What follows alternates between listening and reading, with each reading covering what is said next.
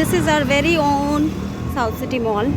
আজ হলো মহানবমী, যদিও আজকে দশমী ধরা হচ্ছে, দশমীর পুজো ভোরবেলা হয়ে গেছে, স্টিল আমরা এটাকে নবমী ধরছি। হলো 12 অক্টোবর আজকে। ভাবলাম সাউথ সিটিটা ঘোরা হয়নি, যখন একবার সাউথ সিটিটা ঘুরেই নিই।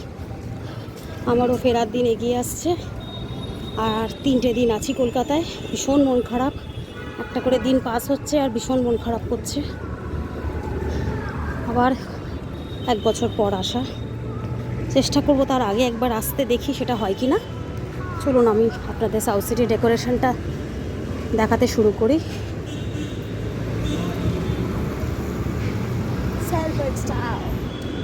Welcome back to food travel and happiness. আমি আবার চলে এসে নতুন ব্লগের সঙ্গে। এটা হলো সাউথ সিটি মলের ডেকোরেশন। ঠান্ডা হাওয়া, বাইরে চারচাটে গরম, মলের ভেতরে এসিটাতে মনে হচ্ছে কি আরাম। অলরেডি ঠান্ডা হাওয়াটা স্টার্ট হয়ে গেছে এখান থেকে, ঢুকিনি এখনো।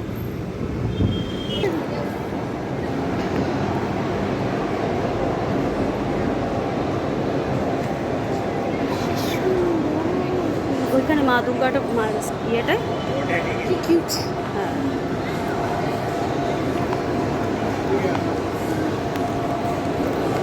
এই হলো আমরা।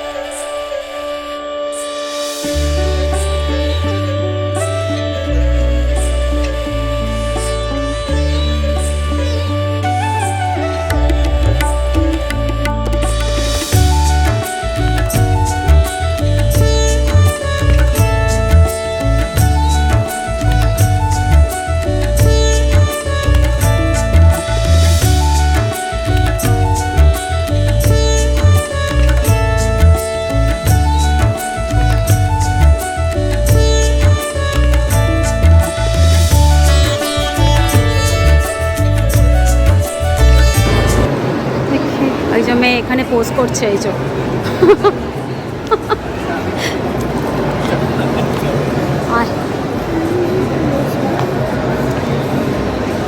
আমরা এখন চলে আসছি টার্কিশে। এই যে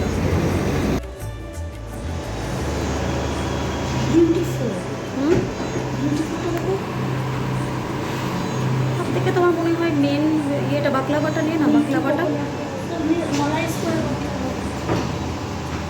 কোনটা নিবি বল? অদ্ভুত নামগুলো কিন্তু, এক্সোটিক ফ্লেভার্ড বাকলাভা।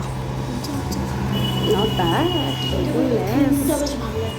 তো ফটোতে গিয়ে বলতে পারবি দেখ আমি টার্কিশ ডিলাইট খেলাম কলকাতা থেকে। হ্যাঁ, তো জিয়া এটা একটা খেয়েছে, সাম কোকোনাট বেস বসা বলে কিছু একটা, ভীষণ ভালো খেতে ছিল। অ্যান্ড এটা ছিল বেসকফ, চকো বেসকফ। তারপর দুপুরবেলা আমরা বাড়ি ফিরে চাউম্যান থেকে চাইনিজ লাঞ্চ করেছিলাম। এখন হলো নবমীর বিকেল না সন্ধে, নবমীর আরতি চলছে, আমরা প্যান্ডেলে এলাম। শেষ রাত, আবার 1 বছরের অপেক্ষা। এই আরতি দেখতে প্যান্ডেলে এখন চলে এসেছি। এখন একটু আরতি দেখবো, তারপর একটু বন্ধুদের সঙ্গে আড্ডা মারবো। সামনে চাওয়ালাকে বললাম একটু প্যান্ডেলে চা দিয়ে যেতে, এইসব করবো এখন। তো এখানে প্যান্ডেলে বসেই এখন আমাদের আড্ডা চলবে, পুজো দেখবো, এটাই করেছিলাম। নবমীর সন্ধ্যেটা খুবই সুন্দর কাটিয়েছিলাম, পুরো পুজোটাই আমাদের খুব ভালো কেটেছিল।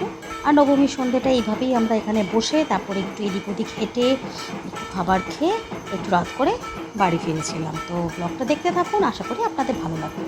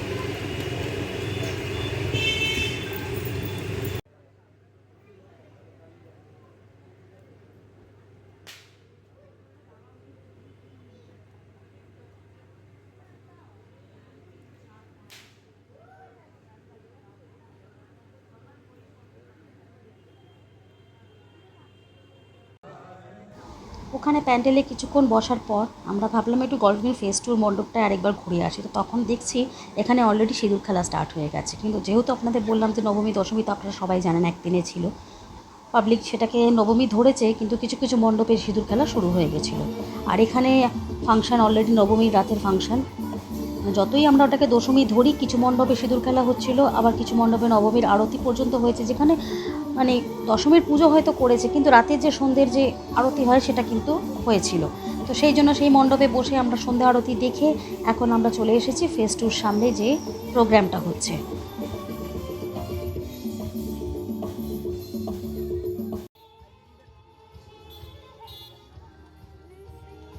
ওখানে কিছুক্ষণ দাঁড়িয়ে প্রোগ্রাম দেখার পর একটু খিদে পাচ্ছিল, তাই চলে এসেছি স্টলগুলো থেকে কিছু খাবার কিনতে।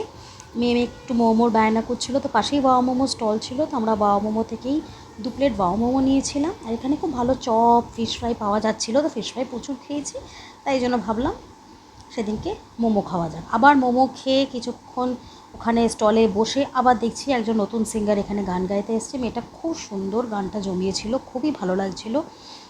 ভুলভুলাইয়ার যে আমি যে তোমার গানটা প্রচণ্ড সুন্দর গাইছিল মেয়েটা, আপনারা শুনুন, আপনাদেরও ভালো লাগবে।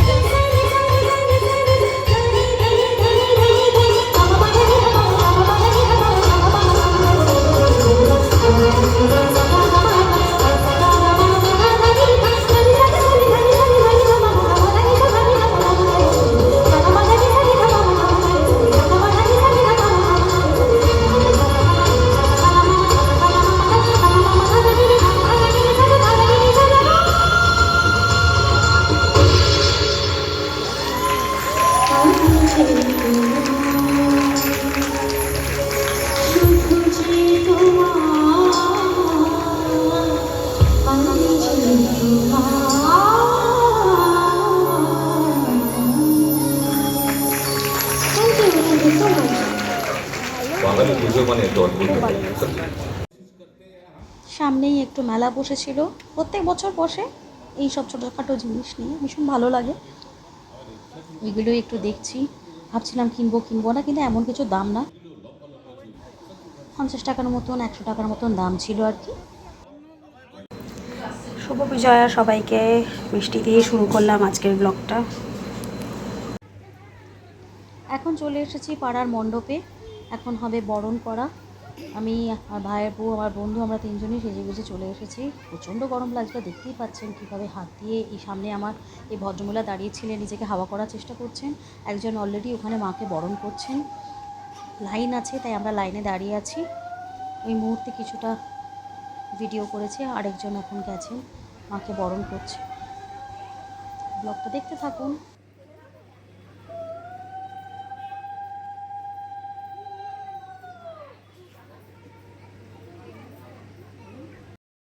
এবার আমার বরণ করার পালা।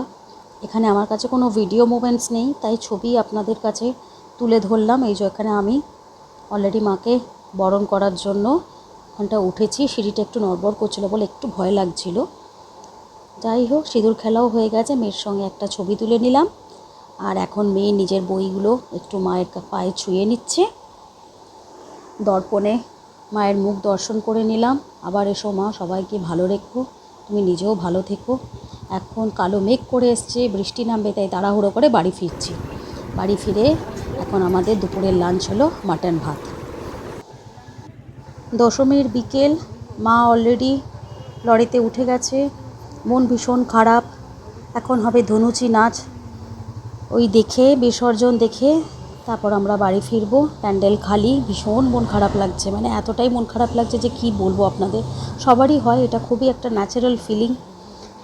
প্রতি বছর এই দিনটার জন্য আমরা বসে থাকি, কিন্তু এত তাড়াতাড়ি পুজো চলে যায় তখন মনে হয় যে আসাটাই ভালো, এই পুজো আসছে এটাই ভালো। এসে গেলেই এত ঝড়ের বেগে দিনগুলো বেরিয়ে যায়, কিন্তু কিছু করার নেই, জীবনে আবার ফিরতে হবে, নতুন করে দিন গোনা শুরু।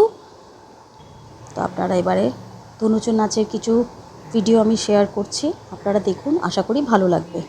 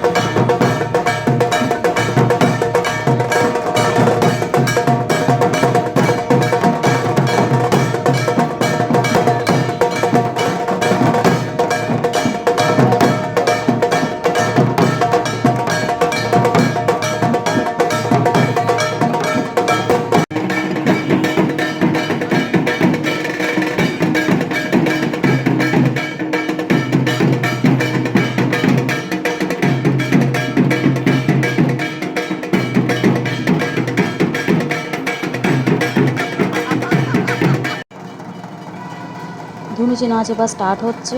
এই ভদ্রলোক প্রতি বছর অপূর্ব সুন্দর ধনুচি নাচ করেন, আপনারা এবার দেখুন। প্রত্যেক বছর আমি ভিডিও করি, কোনোবার আমি ব্লগে সেই ভিডিও তুলে ধরতে পারিনি। আমার কাছে সব পুরনো ভিডিওগুলো রয়েছে। এবার আমি একদম ডিটারমাইন্ড ছিলাম যে আপনাদেরকে নিশ্চয়ই এই ব্লগে ধনুচি নাচগুলো দেখাবো। এবার একটা একটা করে ধনুচি নাচ একজন করে পার্টিসিপেট করবে, আপনি দেখুন। ভদ্রলোকের অনেকটাই বয়স হয়ে গেছে, 2012 থেকে আমি এনাকে দেখছি, এত সুন্দর নাচ করেন। আপনারা দেখতে থাকুন, এনজয় করতে থাকুন, আশা করি ভালো লাগবে।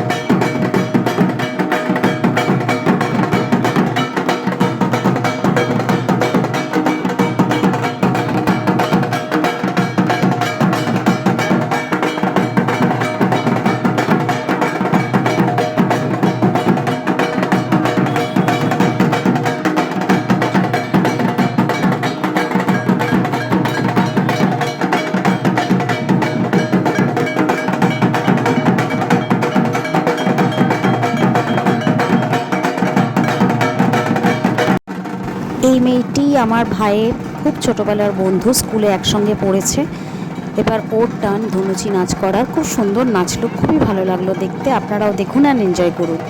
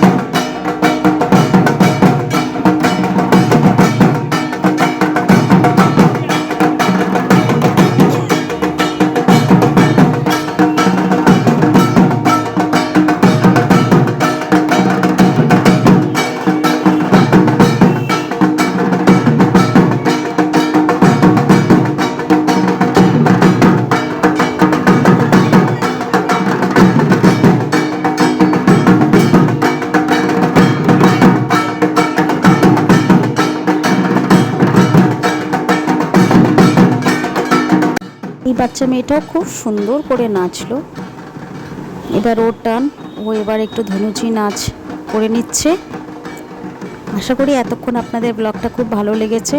এতগুলো মোমেন্টস আমি চেষ্টা করেছি আপনাদের জন্যই তুলে ধরার। এবার হলো আমাদের নাচ। জানি না আপনারা দেখতে পাচ্ছেন কি না, ওখানে হালকা অফ হোয়াইট কামিজে আমি নাচছি, আমার বন্ধু আছে স্কাই ব্লু কামিজে, এই যেখানে আমি, আর পাশেই আমার বন্ধু। আমরা একটু এখন নাচানাচি করে নিচ্ছি ঢাকিদের সঙ্গে। ধনুচি নাচটা ভেবেছিলাম একবার ট্রাই করব, ঠিক সাহস হলো না, যেহেতু আমি কোনো বছর ধনুচি নাচ সেরমভাবে চেষ্টা করিনি আজ অবধি, কিন্তু একটু ইচ্ছে আছে কখনো কোনো বছরে দেখি যদি পারি একটু হাতে নিয়ে নাচ করার। যাই হোক, 2024-এর পুজোতে ধনুচি নাচটা আর করিনি, কিন্তু ঢাকিদের সঙ্গে নাচটা আমি প্রত্যেক বছরই চেষ্টা করি একটু পার্টিসিপেট করার। তো সেই মোমেন্টটা আমার মেয়ে তুলেছে, আর প্রচণ্ড সব বন্ধুরা মিলে বসে ওরা ভিডিওগুলো করছিল, তার সঙ্গে হাসাহাসি করে যাচ্ছে।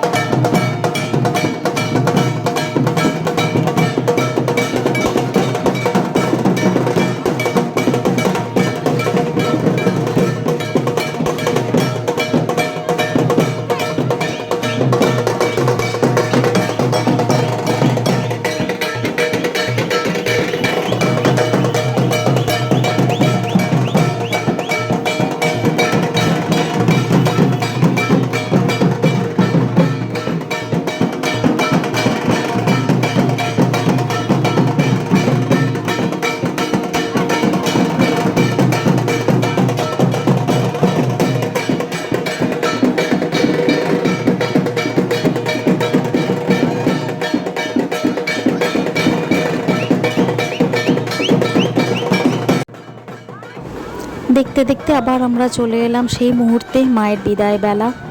আবার একটা বছরের অপেক্ষা। মা সবাইকে ভালো রেখো, সুস্থ রেখো, বছরটা যেন খুব ভালো কাটে সবার। পৃথিবীতে যত দুর্যোগ আছে, যেগুলো হচ্ছে এই 2024-এ প্রচুর দেখলাম, সেটা যেন 2025-এ না হয় সেই কামনা করি। মনটা খুবই খারাপ, কেন আমারও ফেরার দিন আর দুদিন বাদে, তাই জন্য খুবই কষ্ট লাগে এই সময়টা আমার।